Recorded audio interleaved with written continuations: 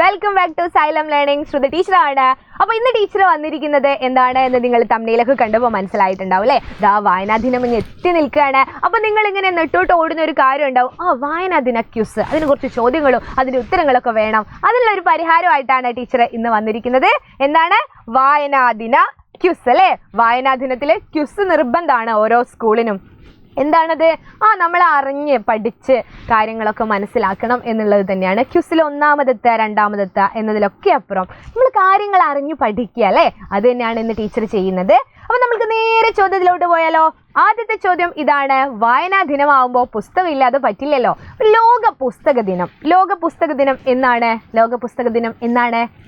ഇതാണോ നിങ്ങൾ മനസ്സിൽ വിചാരിച്ച ഉത്തരം? ഏപ്രിൽ 23 ഷേക്സ്പിയറിന്റെ ചരമദിനമാണ് കേട്ടോ. അപ്പൊ ഷേക്സ്പിയർ മരിച്ച ആ ഒരു ദിവസം, ആ ഒരു ഓർമ്മയ്ക്കായിട്ടാണ് നമ്മൾ പുസ്തക ദിനമായിട്ട് ആചരിക്കുന്നത് ഏപ്രിൽ 23. അദ്ദേഹത്തിന്റെ ചരമദിനം തന്നെയാണ് നമ്മൾ അതിനായിട്ട് തെരഞ്ഞെടുത്തിരിക്കുന്നത് അല്ലേ? ഏപ്രിൽ 23. അടുത്ത ചോദ്യം ഇതാണ്. കേരളത്തിലെ ആദ്യ പുസ്തക ഗ്രാമം. കേരളത്തിലെ ആദ്യ പുസ്തക ഗ്രാമം ഏതാണ് എന്നാണ്. അങ്ങനെ ഒരു ഗ്രാമം ഉണ്ടോ എന്നൊക്കെ നിങ്ങൾ ചിന്തിക്കുന്നുണ്ടാവും. ഉണ്ട് മക്കളെ, കോട്ടയം ജില്ലയിലെ പെരുംകുളം ഗ്രാമമാണ് കേരളത്തിലെ ആദ്യത്തെ പുസ്തക ഗ്രാമം. ഇതെങ്ങനെ ഓർത്തു വെക്കുമെന്നൊക്കെ ആണെങ്കിൽ പരസ്പര ബന്ധമില്ലാത്ത കാര്യങ്ങളാണോ എന്ന് എനിക്കറിയില്ല. എങ്കിലും ഞാൻ ഓർക്കാൻ വേണ്ടിയിട്ട് ഞാൻ മനസ്സിൽ വിചാരിച്ചൊരു കാര്യം എന്താണെന്നറിയോ? പെരുംകുളം. അവിടെ പെരുംകുളം വലിയൊരു കുളമാണ്. അപ്പോൾ ആ കുളത്തിലേക്ക് പുസ്തകങ്ങളെല്ലാം പോയാൽ വലിയ ബുദ്ധിമുട്ടല്ലേ അല്ലേ? അപ്പോൾ നിറയെ പുസ്തകങ്ങളുണ്ട്. പക്ഷേ അവിടെ എന്താണ്?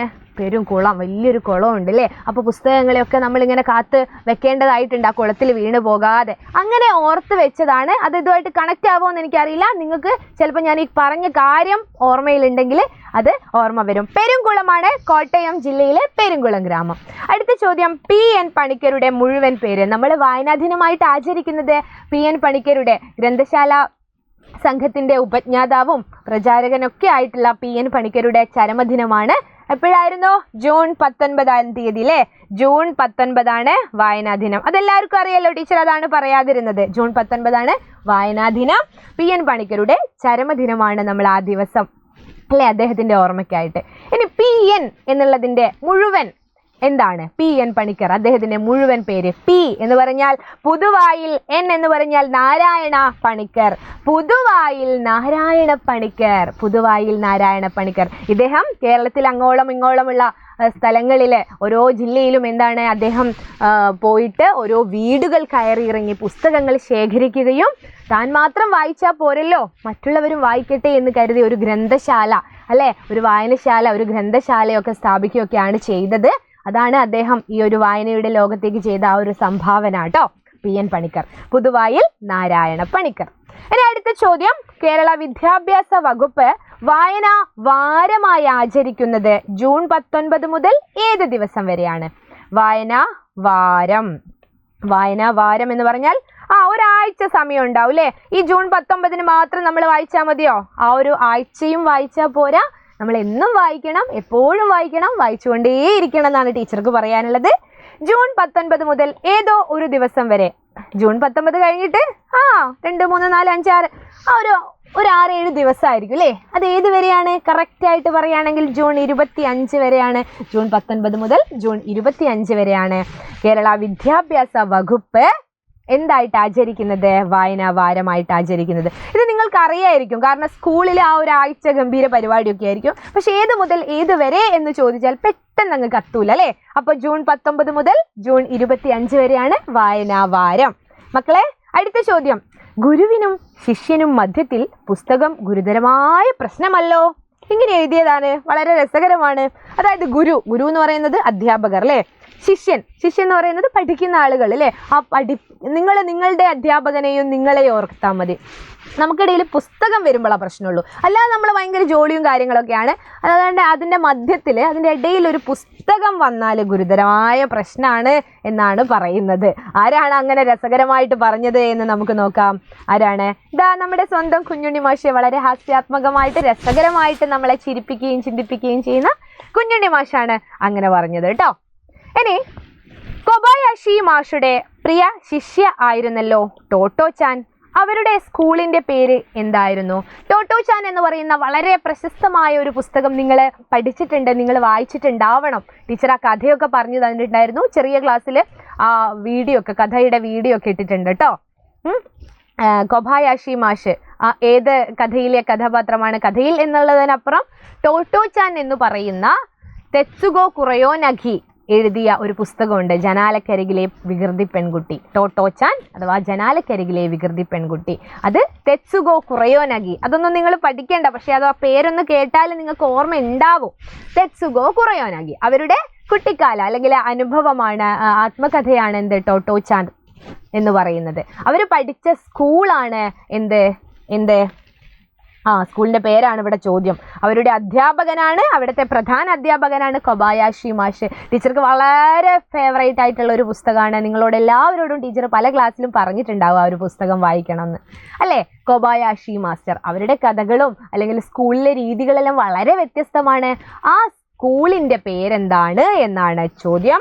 ആ സ്കൂളിന്റെ പേരാണ് ടോമോ സ്കൂൾ. സ്കൂള് ഇതല്ല, പക്ഷേ ഇതുപോലുള്ള ട്രെയിൻ രൂപത്തിലുള്ള ഒരു സ്കൂളാണ്. അതായത് ക്ലാസ് മുറികളൊക്കെ ഇങ്ങനെ ട്രെയിനിന്റെ ബോഗികൾ പോലെയായിരിക്കും. ഇത് ഓരോരോ ക്ലാസ് ആണ് കേട്ടോ. അതുപോലുള്ള സ്കൂളാണ്. ജപ്പാനിലായിരുന്നു, ഇവിടെയല്ല, ഇപ്പോഴതില്ല, കത്തിപ്പോയി കേട്ടോ. അവിടുത്തെ രസകരമായ രീതികളൊക്കെ നിങ്ങൾക്ക് അറിയണമെങ്കിൽ ആ പുസ്തകം നിങ്ങൾ വായിച്ചിരിക്കണം കേട്ടോ, ടോട്ടോച്ചാൻ.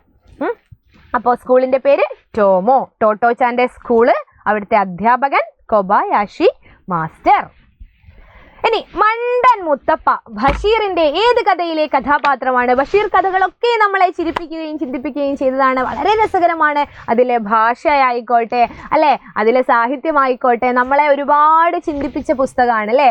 ഒന്നൊന്നും ഇമ്മിണി ബല്യ ഒന്നാണ് എന്നൊക്കെ, വെളിച്ചത്തിന് എന്ത് വെളിച്ചം എന്നൊക്കെ പറഞ്ഞ് നമ്മുടെ വൈക്കം മുഹമ്മദ് ബഷീർ, അല്ലെ, അദ്ദേഹത്തിന്റെ ഒരു കഥയിലെ കഥാപാത്രമാണ് മണ്ടൻ മുത്തപ്പ.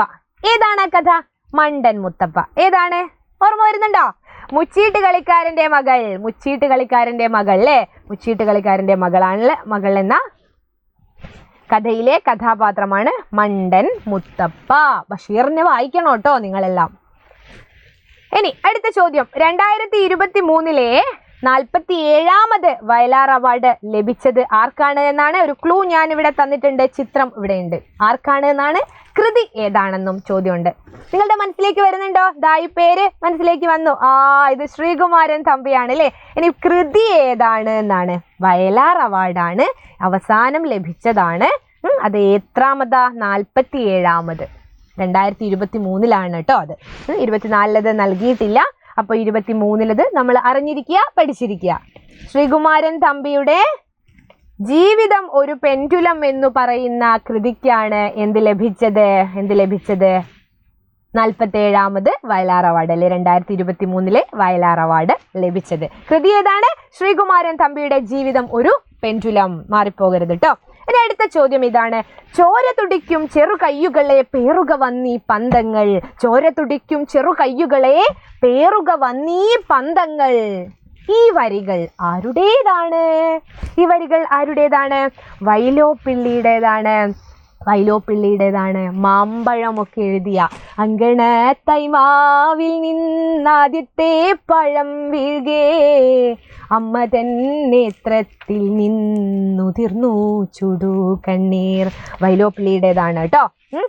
ചോര തുടിക്കും ചെറു കയ്യുകളെ പേറുക വന്നീ പന്തങ്ങൾ. അങ്ങനെ വരികളൊക്കെ എടുത്ത് ചോദിക്കാറുണ്ട്. പിന്നെ കാച്ചി കുറുക്കിയ കവിതകളുടെ കർത്താവ് എന്ന് അറിയപ്പെടുന്നതും ആരാണ്?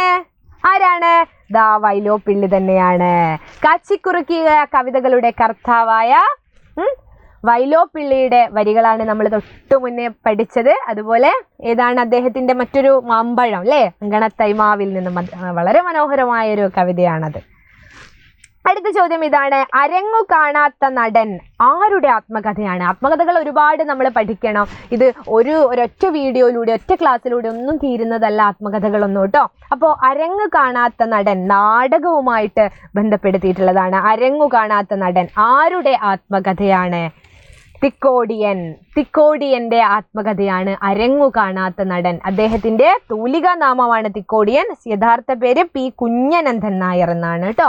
പി കുഞ്ഞനന്ദൻ നായർ ന്റെ തൂലികാ നാമം അല്ലെങ്കിൽ തിക്കോടിയൻ എന്ന പേരിൽ അറിയപ്പെടുന്നത് ഏത് സാഹിത്യകാരനാണ് എന്ന് ചോദിച്ചാൽ പി കുഞ്ഞനന്ദൻ നായർ. അരങ്ങ് കാണാത്ത നടൻ. ഇനി മലയാളത്തിലെ ആദ്യത്തെ രാഷ്ട്രീയ നാടകം ഏതാണ് എന്നാണ് പാട്ടഭാക്കി. കെ ദാമോദരന്റെ പാട്ടഭാക്കിയാണ് ആദ്യത്തെ രാഷ്ട്രീയ നാടകം. മലയാളത്തിലാണ് കേട്ടോ. ആദ്യത്തെ നോവൽ ഏതാണ്? കുന്തലതയാണ്. എന്നാൽ ആദ്യത്തെ ലക്ഷണമൊത്ത നോവൽ ഏതാണ്? ഇന്ദുലേഖ. ഒ ചന്തുമേനോന്റെ ഇന്ദുലേഖ അല്ലേ. അപ്പു നെടുങ്ങാടിയുടെ കുന്തലതയാണ് ആദ്യത്തെ നോവൽ. എന്നാൽ അതിനത്ര പെർഫെക്ഷൻ പോരായിരുന്നു. നോവലിന്റെ എല്ലാ ഗുണഗണങ്ങളും ഒത്തുവന്നില്ല. അതുകൊണ്ട് ഇന്ദുലേഖ പിന്നീട് എഴുതിയ ചന്തുമേനോൻ എഴുതിയ ഇന്ദുലേഖയാണ് ലക്ഷണമൊത്ത നോവലായിട്ട് കണക്കാക്കുന്നത് കേട്ടോ മലയാളത്തിൽ. അപ്പൊ ആദ്യത്തെ രാഷ്ട്രീയ നാടകമാണ് പാട്ടഭാക്കി. ഇനി നമ്മൾ അറിഞ്ഞിരിക്കേണ്ട ഒരു കാര്യമാണ് എല്ലാവർക്കും വേണ്ടതാണ് കേട്ടോ, ഒരാൾക്കല്ല. അപ്പോൾ പ്രാചീന കവിത്രയം അല്ലേ. കവിത്രയം എന്ന് പറഞ്ഞാൽ 3 പേരാണ്. മലയാളത്തിലെ പ്രാചീന കവിത്രയം എന്നറിയപ്പെടുന്നത് ചെറുശ്ശേരി എഴുത്തച്ഛൻ കുഞ്ചൻ നമ്പ്യാർ. പ്രാചീന അങ്ങ്. ഇനി ഇവർക്ക് ശേഷം ഒരു പ്രധാനപ്പെട്ട 3 പേര് വന്നു. ആരായിരുന്നു? ആധുനിക കവിത്രയം. അതിന് ശേഷമുള്ളവര് ആശാൻ, ഉള്ളൂർ, വള്ളത്തോൾ. കുമാരനാശാനും ഉള്ളൂർ എസ് പരമേശ്വരയ്യരും വെള്ളത്തോൾ ശ്രീധര മേനോനുമായിരുന്നു അല്ലേ. അല്ല, വെള്ളത്തോൾ നാരായണ മേനോനായിരുന്നു കേട്ടോ. വൈലോപ്പിള്ളിയുടെ യഥാർത്ഥ പേരെന്തായിരുന്നു? വൈലോപ്പിള്ളി ശ്രീധര മേനോനാണ്. വള്ളത്തോൾ നാരായണ മേനോൻ. മറന്നു പോകരുത് കേട്ടോ. അപ്പൊ കുമാരനാശാൻ, ഉള്ളൂർ, വള്ളത്തോൾ. ആശാൻ, ഉള്ളൂർ, വള്ളത്തോൾ. അതാണ് ആധുനിക കവിത്രയം. മറ്റേത് പ്രാചീന കവിത്രയം. ഇത് നമ്മൾ എപ്പോഴും അറിഞ്ഞിരിക്കേണ്ടതാണ്. നിങ്ങൾക്ക് അറിയാമെങ്കിലും ഒരു അഡീഷണൽ ആയിട്ട് ടീച്ചർ തന്നതാണ് കേട്ടോ. ഇനി ഇന്നത്തെ ചോദ്യം ഇതാണ്. ഇത്രയും ചോദ്യങ്ങൾ നമ്മൾ പഠിച്ചു. ഇന്നത്തെ ചോദ്യം ഇതാണ്: ശബ്ദസുന്ദരൻ എന്നറിയപ്പെടുന്ന കവി ആരാണ്? നിങ്ങൾക്ക് ഞാൻ ഓപ്ഷൻ തന്നിട്ടുണ്ട്. നിങ്ങൾ എല്ലാവരും കമന്റ് ചെയ്യണം. ശബ്ദസുന്ദരൻ എന്നറിയപ്പെടുന്ന കവി. ശബ്ദസുന്ദരൻ. ഒരു ക്ലൂവും തരാം. ചിലതിൽ നമ്മളിങ്ങനെ കൊട്ടിയാൽ എന്തുണ്ടാവും? ശബ്ദം ഉണ്ടാവും. ചിലതിൽ എന്ന് പറയുമ്പോൾ നിങ്ങൾ പലതും ചിന്തിക്കുന്നുണ്ടാവും അല്ലെ. ഓക്കെ, ശബ്ദസുന്ദരൻ എന്നറിയപ്പെടുന്നത് ആരാണ്? ശബ്ദസുന്ദരൻ. ONV ആണോ, കുമാരനാശാനാണോ, ഉള്ളൂരാണോ, വള്ളത്തോളാണോ? ശബ്ദസുന്ദരൻ. അപ്പൊ കമന്റ് ചെയ്യുക, എല്ലാവരും കമന്റ് ചെയ്യുക. ഇന്നത്തെ ക്ലാസ് ഇഷ്ടമായിട്ടുണ്ടെങ്കിൽ, നിങ്ങൾക്ക് യൂസ്ഫുൾ ആയിട്ടുണ്ടെങ്കിൽ കമന്റ് ചെയ്യണം കേട്ടോ. എങ്കിൽ മാത്രമാണ് ടീച്ചർ അടുത്ത ക്ലാസ്സിൽ ഇത്തരം വീഡിയോസുമായിട്ട് വരും. അപ്പൊ എല്ലാവർക്കും ഓൾ ദി വെരി ബെസ്റ്റ്. വായനാദിന ആശംസകൾ. സ്നേഹത്തോടെ ശ്രുതി ടീച്ചർ. അപ്പൊ അടുത്ത ക്ലാസ്സിൽ കാണാം. അതുവരേക്കും ബൈ.